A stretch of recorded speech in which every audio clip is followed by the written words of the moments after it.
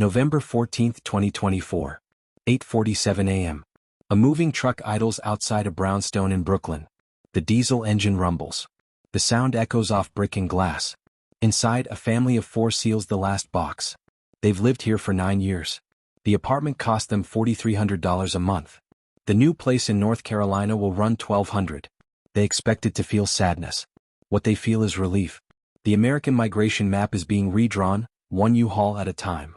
The Rodriguez family stood in their empty living room. Light streamed through windows they'd cleaned 100 times. Maria pressed her palm against the wall. Her husband Carlos checked his phone. The closing on their Raleigh house was in 72 hours. Their daughter, 8 years old, asked if they could take the subway with them. "There's no subway where we're going," Carlos said. "But there's a backyard." That morning, across the country in San Francisco, a software engineer named David Chin submitted his remote work request for the 3rd time. His manager approved it. 2 weeks later, he'd be in Austin. In Chicago, a retired schoolteacher named Patricia Williams calculated property taxes on a spreadsheet. The numbers didn't lie. Illinois wanted $7,000 a year for a house she'd paid off. Tennessee wanted $1,800. She booked the movers that afternoon.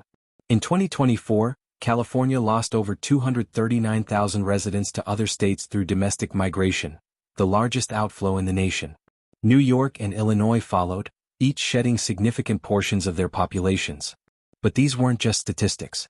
They were teachers and nurses, plumbers and accountants, grandparents and young families.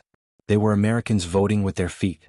If this moment already changed how you see real estate, subscribe, the next will expose even more. The pattern didn't emerge overnight. It accumulated. Year after year, the pressure built.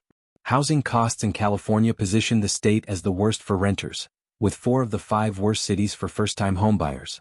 A modest home in San Jose listed for $1.2 million. The same square footage in Boise cost $300,000. The math was simple. The decision was hard.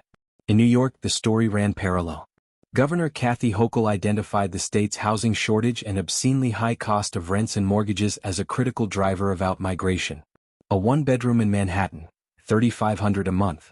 A 3-bedroom house in Knoxville, $1,400. Remote work made the impossible suddenly possible. Illinois faced a different demon. State and local taxes represented about 13% of a median family's income, ranking it the least tax-friendly state in the country. Property taxes alone consumed $5,000, $6,000, $7,000 annually. Residents watched their paychecks shrink before they touched them. They watched their neighbors leave. Eventually they followed. The promises had been so vivid once. Maria Rodriguez remembered her first day in New York. She was 24. The city felt like the center of the universe. Every subway ride held possibility. Every street corner hummed with ambition. She met Carlos at a coffee shop in the West Village. They married in Central Park. They had their daughter at Mount Sinai. They climbed, rung by rung, toward something they called success. David Chin had fallen for San Francisco's fog, its steep hills, its culture of innovation. He'd arrived from Ohio with a computer science degree and student debt. Within 3 years he was earning 6 figures. Within 5 he couldn't afford a down payment. The median home price in San Francisco hovered around $1.3 million. His salary, impressive on paper, couldn't bridge the gap. He watched friends leave one after another. He stayed. Then the pandemic hit. Remote work changed the equation entirely. Patricia Williams had taught 4th grade in Chicago for 31 years. She loved the city, the architecture, the lakefront, the deep dish pizza that tasted like home. But retirement brought clarity. Her pension, generous by teaching standards, wasn't generous enough. Between 2020 and 2024, Illinois lost 56,235 residents, the Midwest's biggest population loser. She didn't want to be a statistic. She wanted to keep her house and still afford groceries. "I'm not running from Chicago. I'm running toward solvency." That line from Patricia's journal captured the sentiment of millions. Of the 10 states that saw population declines, Hawaii, New York, Connecticut, and New Jersey ranked among the 10 states with the highest cost of living. This wasn't coincidence. This was cause and effect rendered in census data. The regulatory landscape played its part. Zoning laws strangled housing supply. In New York City, 79% of working-age households were house-burdened, lacking earnings enough to cover the cost of living. Construction couldn't keep pace with demand. Prices soared. Wages stagnated. The gap widened into a chasm. In Louisiana, the crisis took a different shape. The number one reason residents cited for leaving was lack of jobs and job opportunities. The state experienced a net outflow of roughly 15,000 people to other states.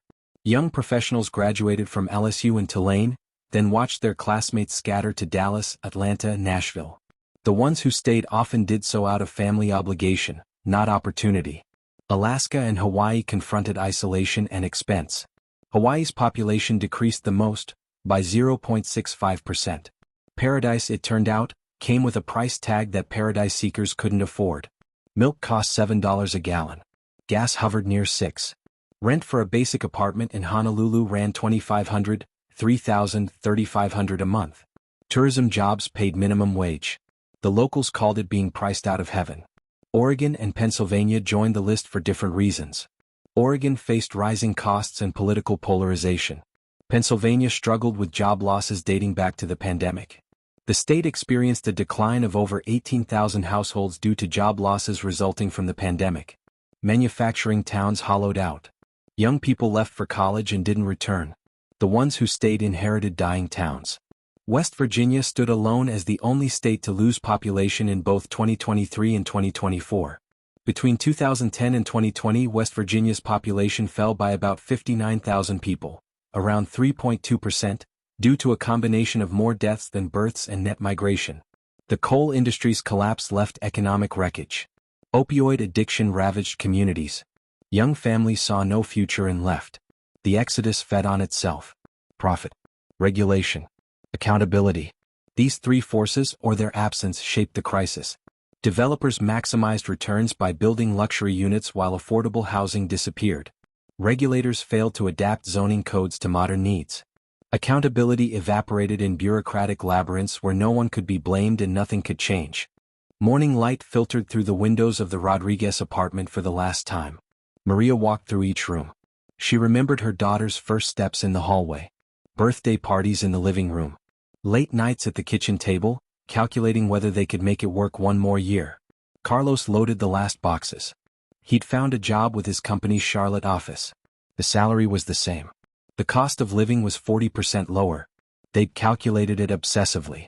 Rent, groceries, gas, insurance, taxes, every category tilted in favor of leaving. The only thing that didn't was their hearts. "I thought we'd raise her here," Maria said. Carlos nodded. He had no answer. The city they loved had become a city they couldn't afford. Across town in a Soho co-working space, David Chin packed his laptop. He'd spent 6 years building his career in San Francisco. The tech boom had promised wealth. It delivered rent increases. His studio apartment, 350 square feet, cost $2,800 a month. When his landlord announced a 15% increase, David did the math. That was $5,000 a year. $5,000 that could go toward a down payment anywhere else. He remembered a conversation with his manager. "If I can do this job from here, I can do it from anywhere." The manager had paused, then agreed. The company saved money on his salary adjustment. David saved money on everything else. He found a 2-bedroom apartment in Austin for $1,600 a month, with a balcony and parking. "San Francisco sold me a dream and delivered a 1-room box." His final Instagram post before leaving showed the Golden Gate Bridge at sunset. The caption read, "Thanks for the memories. I'll visit." 47 friends commented. 12 said they were leaving too. In Chicago, Patricia Williams sat with her financial advisor. The numbers spread across the desk like an indictment. Illinois property taxes, $7,100. Tennessee property taxes, $1,700. Illinois state income tax, 4.95%. Tennessee state income tax, 0 on wages and salary. The advisor didn't editorialize. He didn't need to. Patricia had taught civics for 3 decades. She taught her students about democracy, about civic duty, about staying and fighting for your community. She believed it. But belief didn't pay bills. Her pension was fixed. Her expenses weren't. "I'm 67 years old. I don't have time to wait for Illinois to fix itself." She signed the contract with the moving company that afternoon. Destination, Chattanooga. A friend from college lived there. The weather was milder. The taxes were lower. The retirement would stretch. She'd visit Chicago. She'd keep her Bears fandom. But Tennessee would be home. The institutional response came slowly, then all at once. California, Illinois, and New York all returned to population growth in 2024 after implementing revised census methodologies that better captured immigrant populations. But this masked the underlying trend. California still experienced a net domestic migration loss of 239,575 people. International immigration and natural increase obscured the exodus of longtime residents. State legislators noticed. They couldn't ignore the tax revenue implications. Each departing family took their income tax, their property tax, their sales tax with them. Each departing business took jobs. The spiral accelerated. In Sacramento, lawmakers debated housing bills. In Albany, they discussed tax reform. In Springfield, they argued about pension obligations. The debates were heated. The solutions were elusive. Fixing housing supply required overcoming NIMBYism and decades of restrictive zoning. Fixing tax structures required confronting public sector unions and unfunded liabilities. Neither fight was easy. Both were necessary. Some cities tried incentives. Remote work stipends. First-time homebuyer programs.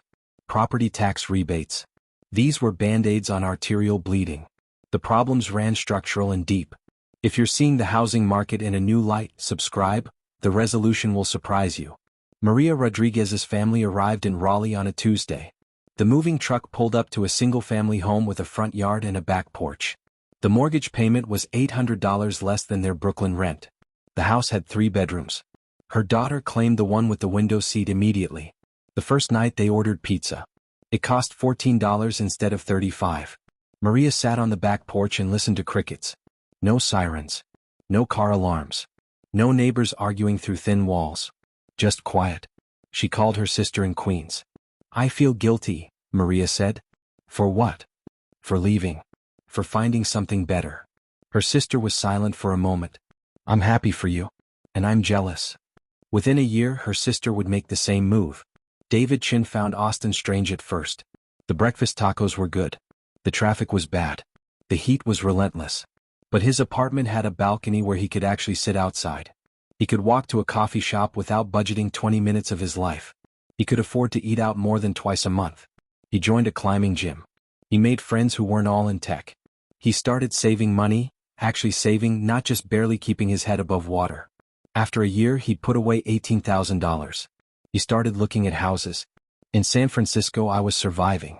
Here I'm building." His old co-workers visited. 3 of them moved to Texas within 18 months. The company opened an Austin office. They weren't the only tech firm to do so. Texas experienced a net domestic migration increase of 85,267 people between July 2023 and July 2024. The California exodus wasn't just to Texas, but Texas captured a significant share. Patricia Williams settled into Chattanooga with surprising ease. She volunteered at a local elementary school. She hiked in the mountains. She joined a book club. Her pension check covered her expenses with room to spare. She took her grandson to Dollywood. She learned to like sweet tea. She wrote to her former principal, "I miss Chicago. I miss the kids. I miss walking to the lake. But I don't miss checking my bank account and feeling panic. That's worth something. That's worth a lot." The principal wrote back, "We miss you too. And I understand. I'm thinking about Tennessee myself." By 2024, Tennessee saw a net domestic migration increase of 48,476 people. Patricia was part of a wave. Retirees. Young families. Remote workers. People seeking a better ratio between cost and quality of life. The data told a story that individual stories confirmed. South Carolina saw the greatest increase in population due to domestic migration, with North Carolina also showing significant gains. South Carolina led with a move-into-out ratio of 2.17, while North Carolina followed with 1.77. Florida, despite rising insurance costs and climate concerns, still attracted 64,017 net domestic migrants. The pattern was clear. Americans were leaving high-tax, high-cost states for low-tax, low-cost alternatives. Of the 26 states whose overall state and local tax burdens per capita were below the national average, 18 experienced net inbound interstate migration. Meanwhile, of the 25 states with tax burdens at or above the national average, 17 experienced net outbound migration. This wasn't just about taxes. It was about value. What did residents get for their money? In high-cost states, they got congestion, aging infrastructure, crowded schools, and unaffordable housing. In low-cost states they got space, newer development, lower taxes, and a chance to build equity. California faced a reckoning. The state's economy remained the fifth largest in the world. Its cultural influence remained immense. But California had lost over 500,000 people from 2020 to 2022 during the pandemic acceleration. The outflow slowed in 2023 and 2024, but the trend held. Middle-class families, priced out of homeownership, left. Full-time daycare could cost the same as a mortgage payment per child in Los Angeles. The state's tech industry, once a magnet, now enabled the exodus. Remote work meant engineers could keep their Silicon Valley salaries while living in Boise, Austin, or Denver. Companies saved on office space. Workers saved on cost of living. California lost residents and tax revenue. New York told a similar story. New York's population shrank by approximately 102,000 people in 2023, with most of that drop occurring in New York City where the net population fell by 77,000 people. The city that never sleeps watched its residents leave for cities where sleep was more affordable. Illinois confronted political paralysis. High taxes were consistently the number one reason people considered leaving Illinois. Pension obligations strangled the state budget. Property taxes climbed to fund schools and services while the tax base eroded. Reform required confronting powerful interests. Confrontation didn't happen. Residents left instead. Louisiana, Alaska, and Hawaii faced geographic and economic challenges that policy alone couldn't solve. Louisiana's economy never fully recovered from Hurricane Katrina. Alaska's oil-dependent economy fluctuated with global prices. Hawaii's isolation meant everything cost more, always. Oregon and Pennsylvania experienced different flavors of the same crisis. Jobs disappeared, young people left, communities aged and hollowed out. Washington state experienced a loss of over 13,000 families due to the deepening housing crisis and the ability for many to work from home. West Virginia stood as the canary in the coal mine, literally and figuratively. When the coal industry collapsed, so did the state's economic foundation. No amount of policy tinkering could revive it. The people who could leave left. The people who remained were too old, too poor, or too committed to leave. 3 years after the move, Maria Rodriguez sat on her porch in Raleigh. Her daughter was in 6th grade now. She had friends, a soccer team, a bedroom twice the size of her old one. Carlos had been promoted. They'd saved enough for a down payment and bought the house they'd been renting. Maria thought about Brooklyn sometimes. The energy, the diversity, the pizza. But she didn't think about going back. They'd visited once. The vacation was wonderful. The rent prices they saw in windows made her grateful they'd left. "I don't regret it," she told Carlos. "But I'm sad we had to." He understood. The choice hadn't been what kind of life they wanted. It had been what kind of life they could afford. David Chin bought a house in Austin. 3 bedrooms, 2 bathrooms, a yard. The mortgage was less than his old San Francisco rent. He had a home office. He had a garage. He had a savings account that actually grew. His parents visited from Ohio. His father walked through the house and said, "You did good." David thought about San Francisco occasionally. The culture. The food. The fog rolling over Twin Peaks. But he thought about his bank account more. In San Francisco he'd been house poor. In Austin he was building wealth. The American dream didn't die. It just moved. Patricia Williams celebrated her 71st birthday in Chattanooga. Her grandson, now 10, asked her if she missed Chicago. "Every day," she said. "But I don't miss being broke." She traveled back twice. Once for a friend's funeral. Once for her old school's anniversary. The city looked the same. The prices looked worse. A cup of coffee, $7. Parking, $30. Groceries for a week, $250. She flew back to Tennessee grateful for her choice. Her book club met that Thursday. She'd made friends. She had a life. Not the life she'd planned, but a life she could afford. By 2025, the migration patterns had stabilized but not reversed.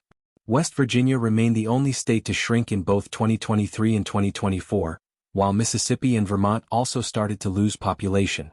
The states that gained, Texas, Florida, the Carolinas, Tennessee, Arizona, built housing, kept taxes low, and attracted businesses. The states that lost population faced a choice: reform or decline. Some tried. California proposed housing mandates to force local governments to approve development. New York debated congestion pricing and tax restructuring.